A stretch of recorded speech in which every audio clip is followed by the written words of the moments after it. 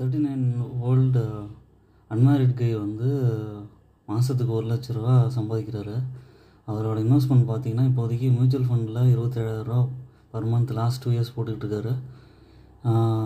National pension ஸ்கீமில் 4,170 rupees per month for last 2 years போடுறாரு. LIC Jeevan சரலில் 5,000 கட்டிட்டு வர்றாரு 2011லேருந்து. அவர் வந்து ஒரு அட்வைஸ் கேட்குறாரு, இன்னும் ஒரு 1 crore இன்னும் 5 இயர்ஸில் எப்படி நான் ஏர்ன் பண்ணுறது அப்படிங்கிற மாதிரி ஆப்ஷன் கேட்குறாரு. நீங்கள் வந்து மியூச்சுவல் ஃபண்டு நல்ல ஆப்ஷனு, பட் ஆனால் என்பிஎஸ்லேயோ எல்ஐசி ஜீவன் சரல்லையோ இருக்கிற அமௌண்ட் வந்து அந்தளவுக்கு தேவைப்படாது. எல்ஐசி ஜீவன் சரல் வேணால் க்ளோஸ் பண்ணிக்கலாம், அதே மாதிரி என்பிஎஸ்சில் இருக்கிற அமௌண்ட் இருக்கட்டும்.